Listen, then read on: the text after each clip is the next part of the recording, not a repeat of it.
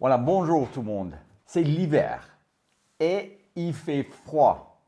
Et aujourd'hui, je veux parler de l'hypothermie. L'hypothermie, c'est quelque chose qui tue environ 1500 personnes aux États-Unis par année. C'est pour ça maintenant que je vais vous donner des conseils. Comment savoir quand on commence à avoir l'hypothermie et ce qu'on doit faire dès qu'on sait que maintenant la température de notre corps est en train de descendre.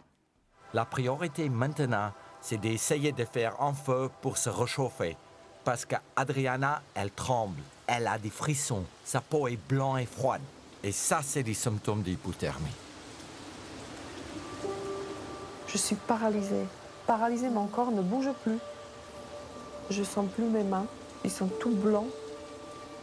Je ne sais pas si j'ai déjà eu un froid comme ça dans ma vie. Comme exemple, je veux prendre à l'état sauvage avec Adriana Carambeu. On a monté avec un hélico à presque 6500 mètres en altitude. Là déjà, il fait beaucoup plus froid qu'en bas au fond d'une vallée. Il a commencé de pleuvoir et il y avait du vent. Et ça, c'est les deux éléments qui peuvent provoquer l'hypothermie. Dès que nos habits sont froids et il y a du vent qui souffle, là, notre corps il ressentit les froids 14 fois plus que quand on est sec. Quand on perd plus de chaleur que notre corps peut produire, c'est là où l'hypothermie s'installe.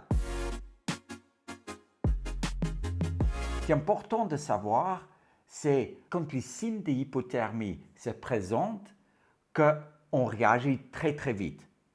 Quand on est seul, c'est vraiment difficile d'identifier les signes.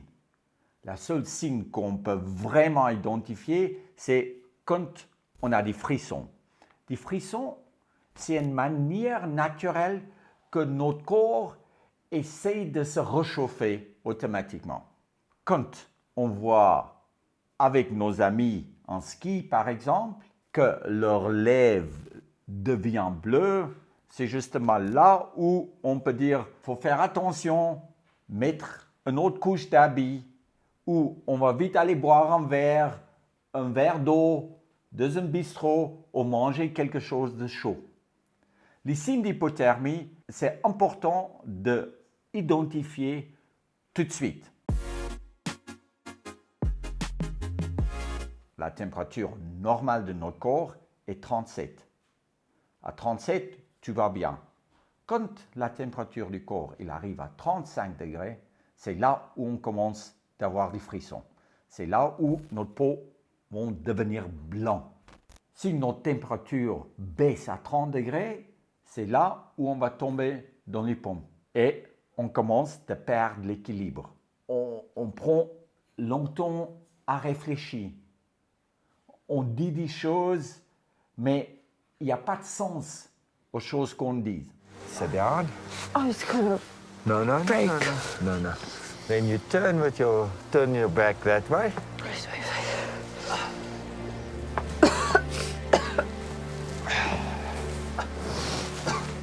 Et puis, Et il faut tout de suite identifier ça. Si vous êtes avec quelqu'un qui peut-être été ramassé par une avalanche, qui a tombé dans l'eau, qu'on sait dans quel stade d'hypothermie il se retrouve.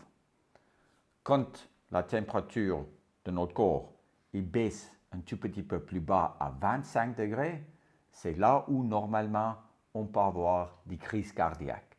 À 24 degrés, on est foutu, on est mort et c'est trop tard. Ça veut dire que les signes, premièrement, c'est de regarder les lèvres de quelqu'un, de regarder s'il a des frissons, de voir s'il garde l'équilibre ou si la manière qu'il parle.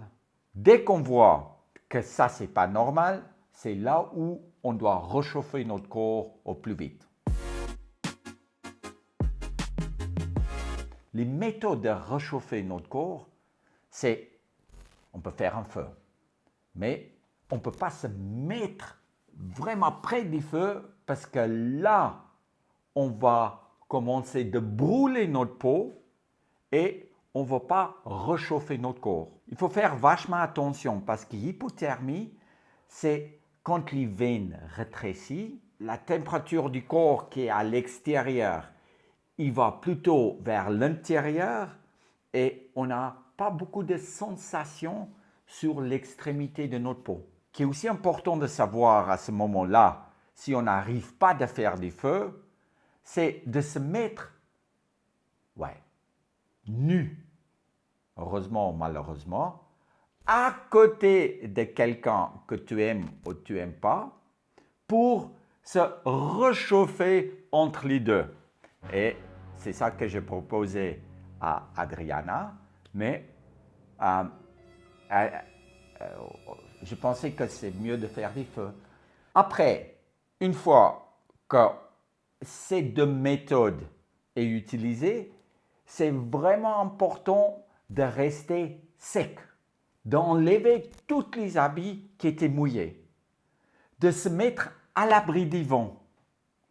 Et quand on se met à l'abri du vent, dans les habits secs, autour d'un feu, mais pas sur les flammes, c'est là où notre corps il va commencer de réchauffer. Mike, il essaye de faire le feu pour créer un tout petit peu de chaleur. À ce moment-là, Mike s'occupe de moi. Vraiment, je ne suis pas capable. Et j'ai extrêmement froid. Ce froid est affreux, affreux, affreux. J'ai même pas réussi de m'asseoir dans la hamac et de me mettre dans le sac à couchage. C'est Mike qui a tout fait comme si j'étais un enfant. Oh, thank you. You're like my mom. Il m'a dit, tu vas respirer dedans et comme ça, tu vas créer un tout petit peu de chaleur et tu te réchauffes. C'était ma seule mission. Deuxième vidéo que j'ai fait, j'ai expliqué ce qu'on doit mettre dans un petit sac de survie qui est toujours avec nous. Et là aussi, il y a cette couverture de survie avec la petite bougie. Dès qu'on voit que quelqu'un commence à avoir froid et vous êtes en montagne avec la neige, mettez-vous assis sur votre sac à dos. Faites ces cocons autour de nous avec notre couverture de survie. Allume notre bougie et notre corps, il va se réchauffer très très vite. Ça veut dire que pour pas avoir l'hypothermie, il faut toujours être bien préparé. Quand on part dans la montagne, d'avoir un peu des habits secs de notre sac, d'avoir une possibilité de se mettre à l'abri du vent, et aussi, si vous êtes avec quelqu'un que vous aimez, de se mettre à poil dans un sac de couchage ensemble, ça marche tip-top. Mais voilà, j'espère que cette vidéo était intéressante parce que bientôt, on va commencer vraiment à avoir froid. L'hiver est là et j'ai vu qu'à Paris, il fait moins 10 degrés.